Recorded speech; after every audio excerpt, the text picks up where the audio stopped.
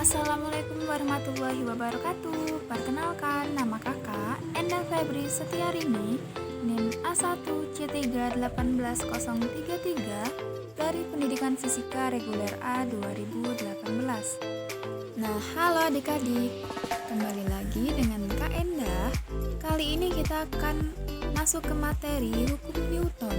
Nah, sebelum masuk ke materi hukum Newton, kakak akan melihatkan tujuan pembelajaran kita hari ini, yaitu mampu mendeskripsikan kedalaman, keluasan, urutan penyajian, dan contoh penerapan, serta melakukan simulasi kegiatan pembelajaran penerapan hukum Newton dalam kehidupan sehari-hari.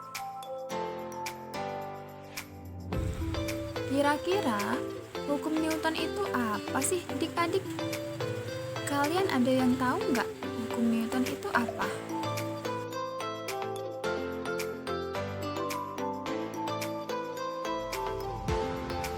Ya, benar banget. Hukum Newton adalah hukum yang menggambarkan hubungan antara gaya yang bekerja pada suatu benda dan gerak yang disebabkannya. Oke, kita lanjut ya. Di sini ada peta konsep mengenai materi hukum Newton ini. Bisa dilihat di peta konsep di depan ini, di mana hukum Newton itu terbagi menjadi 3 macam. Yang pertama itu ada hukum 1 Newton, hukum 2 Newton, dan hukum 3 Newton. Nah, hukum 1 Newton ini biasa juga disebut dengan hukum kelembaman. Kemudian hukum ini itu menyatakan bahwa tidak ada gaya luar, artinya benda diam tetap diam dan benda yang ber-GLB tetap ber-GLB. Kemudian kita masuk ke hukum 2 Newton, di mana di situ menjelaskan mengenai gaya, massa, dan percepatan. Oke, lanjut hukum 3 Newton. Di hukum 3 Newton ini biasa juga disebut dengan hukum aksi-reaksi, di mana gaya reaksi itu sama dengan gaya aksi, dan gaya reaksi berlawanan dengan gaya aksi. Untuk lebih paham mengenai materi ini, kita langsung lanjut aja yuk. Oke, yang pertama itu ada hukum 1 Newton, di mana hukum 1 Newton ini berbunyi, jika resultan gaya yang bekerja pada benda sama dengan 0, maka benda yang awalnya itu diam akan tetap diam. Kemudian benda yang awalnya bergerak lurus beraturan akan tetap bergerak lurus beraturan dengan kecepatan yang tetap. Biasanya itu dilambangkan dengan sigma F sama dengan 0. Oke, kita lanjut ya. Ini adalah contoh penerapan dari hukum 1 Newton. Di mana ini ada bus ya. Kemudian itu berhenti mendadak. Tuh, berhenti mendadak. Kemudian penumpang itu badannya itu langsung maju. Tetapi kakinya itu tetap di situ. Artinya dia itu bergerak lurus tetapi dengan kecepatannya itu tetap. Artinya kecepatannya itu 0 ya. Karena dia tetap di situ. Oke, contoh yang kedua ini ada sebuah gelas yang di bawahnya itu ada kertas. Nah, teman-teman, coba deh kalian bayangin. Semisalnya kertas itu kita tarik pelan-pelan. Tarik pelan-pelan, apa yang terjadi? Ayo, apa? Ya, benar sekali. Gelas itu nanti akan ikut dengan seiringnya kertas itu ditarik. Tetapi, bila kertasnya itu kita langsung tarik gini, cepat gitu, maka gelas itu tetap di meja tersebut, tidak mengikuti si kertas itu. Nih. Tuh. Si gelasnya tetap di situ, tetapi kertasnya langsung di sini.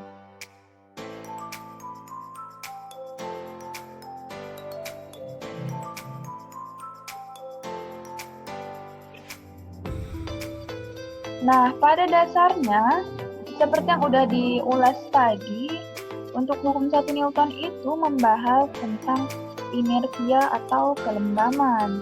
Jika tidak ada gaya eksternal pada benda, maka benda diam akan tetap diam dan benda bergerak akan bergerak dengan kecepatan konstan.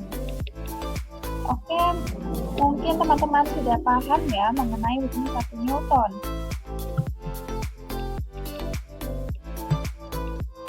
Selanjutnya itu ada hukum 2 Newton.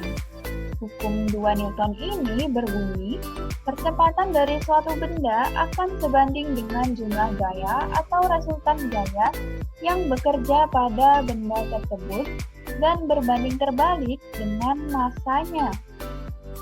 Biasanya dilambangkan dengan sigma X sama dengan M dikali A, di mana A itu adalah kecepatan benda meter per sekon kuadrat, dan sigma X itu adalah resultan gaya yang bekerja pada benda, dan M itu adalah massa benda. Nah, teman-teman coba deh lihat. Di situ ada gambar 1 dan gambar 2. Gambar 1 itu adalah sebuah mobil, tetapi muatannya itu banyak. Kemudian, di gambar 2, itu ada mobil, tetapi muatannya itu sedikit. Kira-kira nih, kalau mereka itu berjalan, apa yang terjadi? Ya, benar sekali. Mobil yang muatannya besar, dia itu akan berjalannya itu pelan, sesuai dengan gaya atau berat massanya tadi. Tetapi mobil yang muatannya dikit tadi dia akan cepat, sesuai dengan gaya yang diberikan oleh benda tersebut. Karena sedikit tadi makanya dia itu cepat. Artinya percepatan dari suatu benda itu akan sebanding dengan jumlah gaya yang bekerja pada benda tersebut dan berbanding terbalik dengan massanya. Tuh bisa dilihat juga tuh di animasi tuh. Ketika mobil terus diisi dengan beban yang berat, maka mobil tersebut akan pelan ya, percepatannya itu pelan-pelan.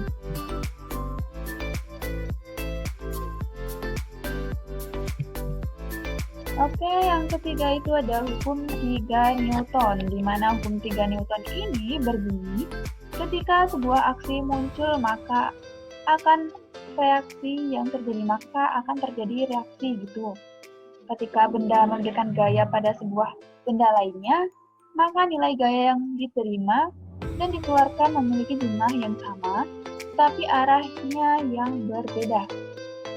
Hukum 3 Newton ini biasa dilambangkan dengan F aksi sama dengan minus F reaksi.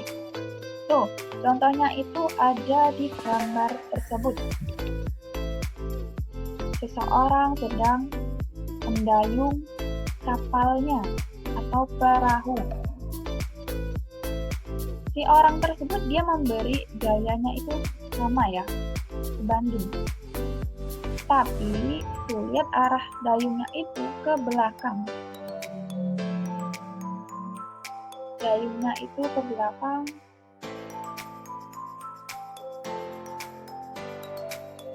Si orang tersebut beraksi ya, terus dayungnya itu ke belakang kan.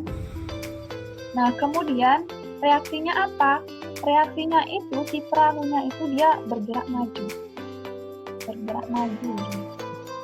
Jadi gaya yang dikeluarkan oleh si orang tersebut, gayanya itu sama, jumlahnya itu sama-sama besar, tetapi arahnya itu berbeda. Gaya yang diberikan itu antara diterima dan dikeluarkan itu sama, tetapi arahnya itu berbeda. Seperti kayunya itu ke belakang, terus perahunya itu ke depan. Oke lanjut, ini ada macam-macam gaya pada hukum Newton. Nah, macam-macam gaya pada hukum Newton ini ada gaya berat, di mana gaya berat itu adalah gaya tarik bumi yang bekerja pada suatu benda Berat suatu benda adalah besarnya gaya tarik bumi yang bekerja pada benda tersebut.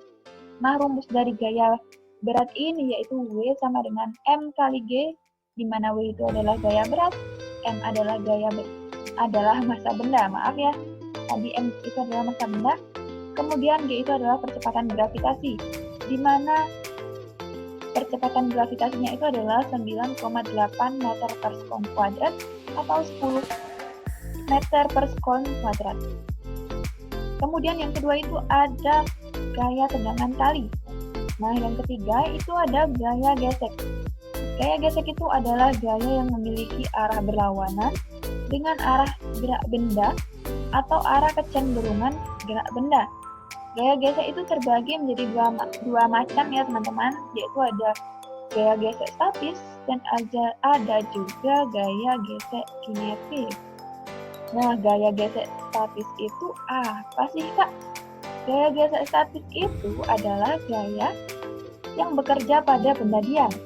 Sementara gaya gesek kinetis itu bekerja pada benda bergerak. Persamaannya itu nih ya, Fs sama dengan mu S dikali N. Itu untuk gaya gesek yang statis ya. Kemudian ada gaya gesek kinetis, itu adalah mu K Fk sama dengan mu K dikali N. Di mana Fs itu adalah gaya gesek statis, Fk itu adalah gaya gesek kinetis, mu S itu adalah koefisien gesek statis, mu K adalah koefisien gesek kinetis, dan N adalah gaya normal.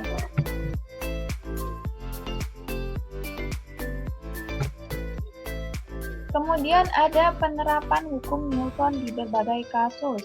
Kasus pertama, penerapan hukum Newton pada gerak benda di bidang datar. Tuh, ada sebuah gambar. Gambar tersebut menunjukkan sebuah balok yang terletak pada bidang datar yang licin.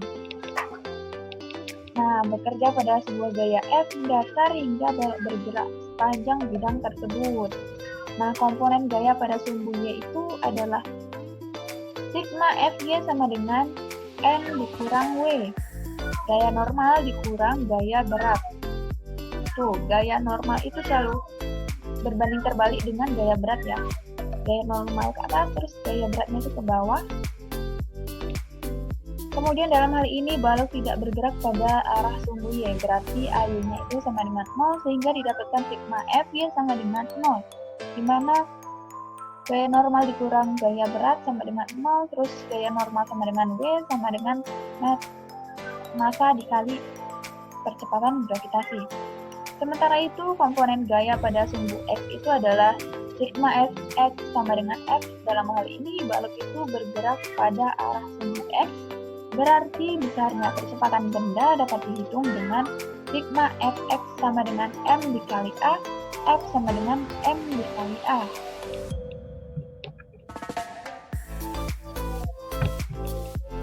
Lanjut, ini ada penerapan hukum Newton pada gerak benda di bidang miring. Bisa dilihat ya pada gambar, N-nya itu selalu ke atas, gaya normalnya selalu ke atas, dan gaya beratnya itu selalu ke bawah. Dalam hal ini, itu ada gaya pada sumbu Y, sigma Fy sama dengan 0, terus N dikurang gaya berat Y sama dengan 0, terus tuh gaya normalnya dikurang mg dikali cos theta sama dengan 0, n sama dengan mg kali cos theta. Kemudian untuk permukaan kasar gaya ke arah x, sigma fx itu sama dengan m dikali a, mg dikali sin theta dikurang gaya geseknya itu sama dengan m dikali a. Kemudian mg dikali sin theta dikurang mu k dikali N sama dengan M dikali A.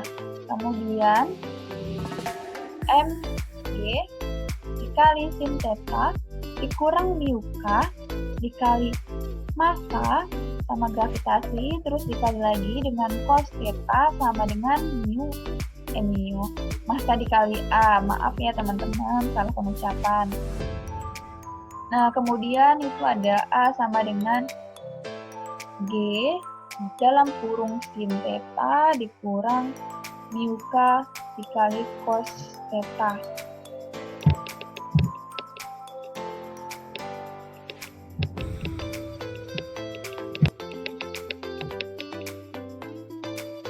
Kemudian untuk permukaan tanpa gesekan, gaya searah X sama dengan sigma Fx dikurang M kali A, terus didapatlah A sama dengan G dikali sin theta. Kemudian ada penerapan hukum Newton pada gerak benda di bidang datar. Tuh bisa dilihat ya di sini. Gaya pada benda A itu, kemudian gaya pada benda B, kemudian disubstitusi saja.